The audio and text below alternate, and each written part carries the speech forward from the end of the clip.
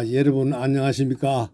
오늘은 그간의 불교의 일반적인 얘기를 많이 했는데 오늘은 좀 특이한 거 밀교의 비밀, 즉 밀교, 티베트 밀교는 어떤 불교인가? 오리지널이 티베트이기 때문에 티베트 밀교에 대해서 강의를 하겠습니다. 티베트 밀교는 인도에서 발생한 불교에서 변질된 불교라는 선입견을 갖고 있는 사람들이 많습니다. 밀교라는 말 속에 무엇인가 숨겨진 드러내기 부끄러운 뭐가 있지 않을까 하는 의구심을 갖는 사람도 있습니다. 이와 같은 불교의 다양한 교리 가운데 밀교만큼 많은 오해를 받는 경우도 드뭅니다. 우선 밀교라는 그 말 자체가 인도 티베트에서 밀교라는 말을 쓰지 않습니다. 이는 일본에서 만들어진 용어입니다. 그리고 그 영향을 받은 중국과 한국, 한자 문화권의 동양 3국에서만 쓰는 말입니다. 인도나 티베트에서는 주로 금강성 또는 진언성 또는 구생성 또는 시륜성이라고 합니다. 이런 다양한 이름이 있지만 원칙적으로 밀교라는 말은 쓰면 안 되고 티베트인들이 쓰는 금강성이라고 불러야 합니다. 금강성. 일본에서 밀교라는 말을 쓰게 된 것은 비밀 불교라는 말을 줄여서 밀교라고 했습니다. 밀교를 구성하고 있는 도상이나 또는 만다라, 진언 등의 소재를 통해 그 본래의 의미를 드러내면서 비밀한 의식 등에는 대성불교의 전통적 사상이 상징화해서 내재되어 있으며 밀교의 수행은 불상이나 만다라를 관하면서 수인을 절하고 진언을 외움으로써 수행자의 의식을 부처님의 지혜로 상승시키는 것입니다. 그리고 밀교에서 쓰여지는 부처님의 비밀한 경지는 신구의 삼업과 더하여 뜻의 밀을 합해서 말합니다. 부처님께서 비밀로 도상이나 만다라에 나타난 불상, 장신구, 수인 등을 가리킵니다. 넓은 의미에서 밀교를 구성하는 관정이나 호마법이나 범패 등 행위적인 의례도 포함이 됩니다. 구밀 또는 의밀은 말로 하는 언어적 비밀로 진언, 다라니 등을 말하며 부처님의 설법과 은행을 가리킵니다. 의밀, 신밀, 의미 뜻은 부처님 마음의 비밀로서 부처님의 지혜와 삼매, 중생을 구호하려는 자비심 등을 가리킵니다. 이처럼 밀교는 불교의 진언과 다라니, 공양의례, 불상과 만다라 등의 종교적 소재를 다루는 불교의 한 분야입니다. 어떻든 밀교라는 말 그대로 비밀스러운 가르침이라는 의미인데 불교의 다른 교설들이 모두 드러내놓고 설해진 가르침, 즉 현교인데 현교에 반해서 부처님의 심중에 감추어져 있던 것을 스승과 제자 사이에 은밀하게 전수되는 교이고 비밀스러운 가르침일 수밖에 없습니다. 그리고 티베트 밀교 사원에 가면 남존 여존이 서로 부둥켜 안고 있는 모습을 많이 봅니다. 이 불상을 합체존이라 합니다. 남녀가 껴안고 있습니다. 합체존. 티베트 말로는 얌움이라고 합니다. 얌움. 놀랄만한 광경이죠. 그런데 여기서 얌움은 아버지와 어머니를 뜻합니다. 밀교 경전에는 성과 관련된 이미지가 많이 등장합니다. 솔직히 감추어진 성적인 것을 어떻게 보면 드러내놓고 공개하는 내용이죠. 물론 밀교의 수행법에는 성회의 행위가 포함되어 있는 것을 상상할 수 있습니다. 밀교에 대해서 주술이나 마술, 비밀한 의식 내지 성행위를 행하는 종교로 생각하거나 심지어 밀교의 수행 가운데 성교를 통해 성불이 가능하다고 믿는 좌도 밀교가 또 일부 있습니다. 그 외도들이 좌도 밀교로 특히 일본하고 서양의 학자들이 성적인 것을 비교해서 좌도 밀교라는 말을 붙였습니다. 좌도 밀교는 힌두교와 불교를 혼동하는 말로 서로 다른 종교 영역을 결합한 잘못된 용어입니다. 좌도 연원을 살펴보면 힌두교는 시바파와 비슈뉴파가 각각 유파의 성격을 기반으로 하는데 인간의 성과 생리적 요가를 응용한 수행 기법을 시도했기 때문에 다른 힌두교 유파도로부터 좌파라고 비난받아서 생긴 유래입니다. 여기서 말하는 밀교에서 비밀이란 남 부끄러워서 비밀스럽게 수행한다는 의미의 비밀이 아니라 스승이 그 가르침을 제자에게 직접 비밀스럽게 전한다는 뜻입니다. 누구에게나 공개된 가르침은 스승과 대성의 형교적인 가르침과 대비되는 이름입니다. 밀교 역시 청정한 계율을 기반으로 삼고 있습니다. 후기 밀교를 불교 탄트리즘이라고 합니다. 탄트리즘. 힌두교의 탄트리즘과 구별하기 위해서 불교라는 말을 반드시 덧붙여 부릅니다. 탄트라는 원래 옷감을 짜는 배틀을 말합니다. 인도 밀교 8세기경 인도 불교가 멸망할 때까지 탄트라 중심의 밀교 경전이 유행했습니다. 탄트라는 수트라와 더불어 인도의 종교 성전을 가리키는 말로서 천문, 의학, 점성술 등을 비롯해 마사 5가지의 마사를 성력의 방편으로 한 특수한 의례를 포함합니다. 부처님은 신봉자들을 지도하기 위해 부자연스럽지만 더욱 엄격한 규칙을 강제했습니다. 여러 가지 종류의 세속적인 향락, 술, 여자, 생선, 육식, 이 자극성 음식, 이것을 오마사라 그럽니다. 철저하게 금지시킴으로 해서 해탈을 얻을 수 있다고 했습니다. 인도 밀교의 경우 번뇌와 육신 긍정의 대락 사상, 큰 즐거움의 사상이 교리가 특징인데 의학과 생리적 지식을 수행에 반영시킨 생기차제, 구경차제, 이 말이 불교에서 많이 나옵니다. 생기차제, 구경차제. 그리고 생기차제란 구경 자체의 전행에 해당되며 수행자의 번뇌와 육신을 만다라의 관상을 통해 불성으로 관조하는 수행으로 정의합니다. 그 다음 구경차제는 완전한 성불을 성취하는 것으로 현상과 공성이 둘이 아닌 낙공불의의 불신을 완성해서 성불을 시도하는 것을 말합니다. 그리하여 탄트라라는 용어는 밀교 경전들에 근거한 수행 전통을 말하며 티베트어로는 규라고 하는데 같은 의미입니다. 탄트라 내용은 자세히 살펴보면 주로 관상의 과정들, 의례 절차, 상징들의 구체적인 묘사를 통한 깊은 철학적 의미로 구성되어 있습니다. 탄트라에는 이와 같이 의례나 명상의 지침이 실려 있기에 추상적인 가르침이 담긴 서성이나 소성이나 대성의 수트라도 대조됩니다. 소성의 경우 아라한을 지향하며 대성에서는 3아성기급에 걸친 보살도 이후의 성부를 지향하지만 밀교인 금강성에서는 현생에서의 성부를 목표로 삼습니다. 수행의 목표에서 소성보다 높고 수행의 기간에서 대성보다 빠릅니다. 불교 수행에서 가장 강력한 길이라는 의미가 금강성입니다.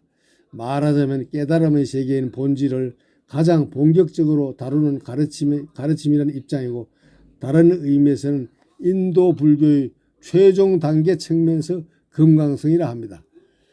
밀교 금강성 기원에 대해서 학문적으로 논란이 많지만 그 종교의 상징물이나 의식 연구 가운데 인도의 힌두 밀교나 티베트의 샤머니즘은 봉교와도 관계가 있습니다. 봉교, 티베트의 샤머니즘, 봉교. 예를 들어 합체존의 경우 인도 밀교에서는 남존을 절대자의 시바신, 여존을 성력인 사커티로 간주한 후 이들의 성교를 세계 창조로 결부시키는데 금강성에서는 동일한 외형의 합체존을 빌려 남존을 자비방편, 여존을 반야지혜를 상징한다는 의미를 부여하고 있습니다. 금강성의 교학적 토대나 수행 목표는 모두 대성과 마찬가지입니다. 금강성의 교학적 토대는 대성 불교 사상인 중광과 유식에 있으며 그 수행 목표 역시 대성과 마찬가지로 성불입니다. 금강성이 대성과 차별되는 점은 그 수행법에 있습니다. 대성과 비교되지 않는 다종다양한 수행 방법을 갖고 있습니다.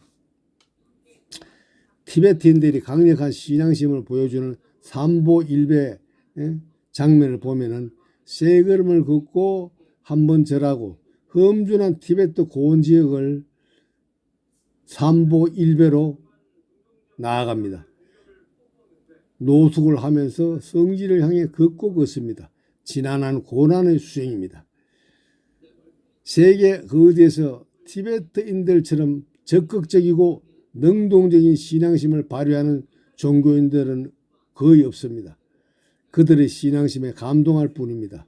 이러함에도 불구하고 티베트 밀교를 오해하는 것은 수치스러운 얄팍한 호기심입니다.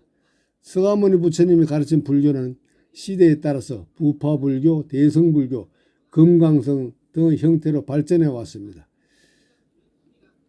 대성불교는 부처님이 직접 말씀하신 것이 아니므로 불교가 아니라고 주장하는 사람도 있습니다. 대성불교의 지지자들은 대성불교의 뿌리를 부르침에 가르치면서 찾습니다. 금강성 역시 그렇습니다. 인도를 벗어난 불교는 여러 나라로 들어가서 그 나라의 문화를 흡수하면서 발달했습니다. 티베트 불교라고 불리는 불교는 티베트 사회에 적응해서 발전한 불교를 가리키지만 그 뿌리는 서가모니 부처님의 가르침에 두고 있으므로 그것을 두고 정통 불교와 다른 변형된 불교라고는 말할 수 없습니다. 티베트 불교를 라마교라고 부르면서 마치 티베트 불교가 서가모니 부처님의 가르침에 의존하지 않고 라마라는 사람들에 의지하는 불교로서 정통 불교보다 격이 떨어진다고 보는 사람들이 있습니다. 그러나 티베트 불교는 결코 라마교가 아닙니다. 라마교라는 말은 중국 사람들이 만들어낸 말입니다. 티베트에서 라마라는 말은 존재하지 않습니다.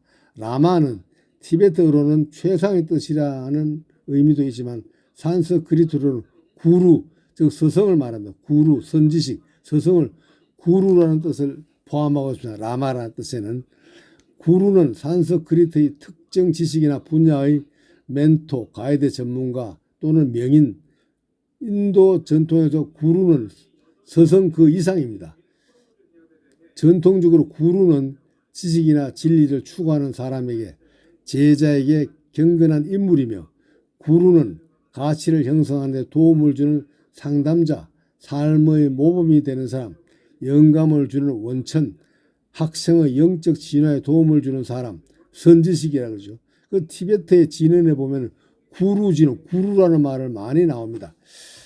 어떤 언어에 쓰이든 간에 탄트라적인 영적인 텍스트는 모호한 언어로서 성문화되어 있어 자격을 갖춘 서성인 구루의 언설적 설명 없이는 이해할 수가 없습니다. 구루는 깨달음과 같은 잠재력을 발견하도록 돕는 영적인 가이드입니다. 구루의 개념에 대한 가장 오래된 언급은 힌두교 초기 베다 문헌에서 발견될 만큼 오래된 말이고 퍽 존경스러운 용어입니다. 그래서 티베트인들은 불교에 대한 깊은 지식과 수행을 갖추고 제자들에게 수행을 가르칠 수 있는 능력을 가진 사람에게 라마라는 칭호를 붙여줍니다. 티베트인들의 사귀의는 불법성 삼보에 그다음 서성을 붙여서 구루, 즉 선지식을 붙여서 불법성 플러스 선지식에서 티베트인들은 사귀의, 삼귀에 플러스 사귀의를 합니다. 라마의 말씀은 부처님의 가르침을 전하는 것이고 라마의 생각은 부처님의 마음을 표현하며 라마의 행동은 성가가 행해야 할 행동을 대표합니다. 따라서 라마에게 귀의한다는 것은 부처님의 마음과 말씀과 행동에 귀의하는 뜻입니다. 서가모니 부처님을 우리 눈앞에서 볼 수 없기 때문에 우리 눈앞에서 육체를 가지고 직접 부처님의 가르침과 마음을 전해주는 서성인 라마를 통해서 부처님을 보며 중생들 속에 잠재된 불성을 일깨우는 것입니다.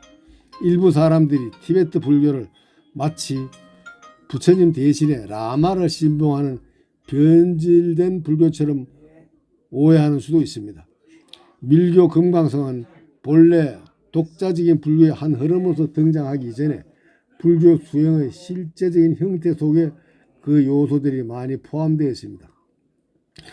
불교의 융성 때문에 침체를 면치 못하고 있었던 인도의 정통 사상인 바라문교가 민간의 토속적인 신앙들을 흡수해 힌두교로 재편되면서 상당한 민중적 호응을 얻게 되자 그에 대한 호응과 융합으로 나온 것이 금강성입니다. 금강성의 본질은 대성불교의 심오한 사상들을 고도의 상징적인 의례나 수행법 안에 용해시켜 받아들여 그 전성을 꾀하면서도 진언이나 관상 등 신비적 수행을 통해 종교적인 깨달음뿐 아니라 재앙의 소멸이나 기타 세속적인 욕구까지도 충족시키고자 합니다.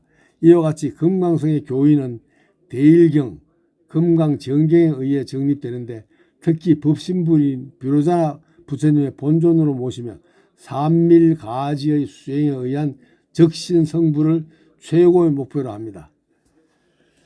인도 불교에서 최종 단계라고 할 수 있는 금강성은 인도뿐 아니라 티베트를 비롯한 중앙아시아, 동남아, 동북아 등 다른 아시아 지역도로 전래되었지만 과거부터 지금까지 번맥이 끊이지 않고 독자적인 밀교 종단이 유지되고 있는 불교 전통은 티베트와 일본뿐입니다.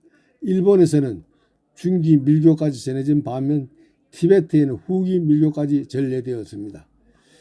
인도 티베트에서 전래되는 후기 밀교의 형태를 금강성이라 합니다. 금강이라는 것은 매우 견고하고 단단한 것을 뜻합니다. 방편과 지혜를 분리시키지 않고 합일시켜 단단하게 하기 때문에 금강성이라 합니다. 금강성은 방편성이라고도 합니다. 바라밀다 성보다 많은 성교 방편, 많은 가르침의 방편들을 구족했기 때문에 금강성을 과성이라도 불과를 이룬다 해서 과성이라고도 합니다. 수행자가 과로서 도를 삼기 때문에 즉 수행의 결과인 불과를 수행 방편으로 이용하여 수행자 자신이 금강성의 본존으로 관상하는 청정 인식을 갖게 합니다. 금강성을 밀성이라고도 합니다. 반드시 엄격하게 비밀을 지키면서 수행해야 하기 때문에 금강성의 가르침과 수행은 비밀로 남아 있어야 합니다. 금강성 수행자들은 자신들이 받은 관정이나 금강성 수행에 대해서 남에게 알리거나 자랑해서는 안 됩니다. 자칫 자기중심주의 오만에 빠질 수 있는 있음을 경계합니다. 금강성 수행하기 위해서는 반드시 자격을 갖춘 법맥스승으로부터 관정과 구전, 구계를 받아야 합니다. 관정은 머리에 물을 부어주는 것이죠. 금강성을 수행할 수 있는 자격을 부여받습니다. 관정을 받아야 스승이 스승 자신의 스승에게 관정을 완벽하게 잘 받아 성취 기도를 의식대로 함으로써 본존의 가피를 받아야 합니다. 금강성의 계율은 사마야라고도 합니다. 사마야. 금강성의 수행에서 계율을 지키는 것은 지극히 중요해서 마치 목숨과도 같이 지켜야 하며 계율을 지키지 않으면 수행의 성취도 없습니다. 그렇기 때문에 모든 관정은 먼저 사마야계를 받고 이를 지킬 것을 맹세하는 사람에게만 수여됩니다. 이런 면에서 보면 우리나라 성녀들의 지계 행위에 비해 티베트 성녀들이 훨씬 더 엄격하고 계율을 지킵니다. 그리고 현대에 이르러 티베트 불교가 서구에 전파되면서 금강성의 폐쇄성과 서구인들의 금강성에 대한 환상과 편견, 문화적 차이 등으로 인해 금강성에 많은 오해를 사기도 합니다. 그리하여 달라이 라마를 비롯한 티베트 불교 지도자들은 금강성을 비밀로 해서 오해를 받기보다는 금강성에 대해 대중에게 올바른 설명을 해주는 것이 더욱 이로움을 주리라 판단됩니다. 이에 따라 티베트 불교 관련 강연, 대중서적 등에서 금강을 많이 소개하고 있습니다. 금강성의 대중화로 인해 금강성에 대한 오해와 편견은 많이 불식되었습니다. 한편 자격을 갖추지 못한 자칭 금강성 밀교 서성들이 우후적선처럼 등장해 금강성을 돈벌이 수단으로 악용하는 역효과가 나타나기도 합니다. 따라서 금강성과 관련해서는 항상 신중해질 필요가 있으며 암호하거나 사제의 인연을 맺고 가르침 등을 받아서는 안 된다고 주의를 환기시키고 있습니다. 그래서 금강성 정식 정통 티베트 밀교는 스승과 제자 사이에 많은 가르침을 전수합니다. 보통 반야신경 한 편만 해도 15만 독을 수행해야 합니다. 티베트는 모든 경전을 기본이 15만 독입니다. 염송하게 하면 15만 독. 철저히 경전, 다라니, 진언을 수행케 하고 또한 계율도 아주 철저합니다. 이 티베트 밀교가 그래서 금강성이라고 합니다. 여러분 조금 어려운 내용이지만 한 3번 들으시고 또 인터넷에 검색을 좀 하시면은 어려운 말, 밀교가 왜 생기차제, 왜 구경차제라고 하는지 그 내용을 아실 수가 있습니다.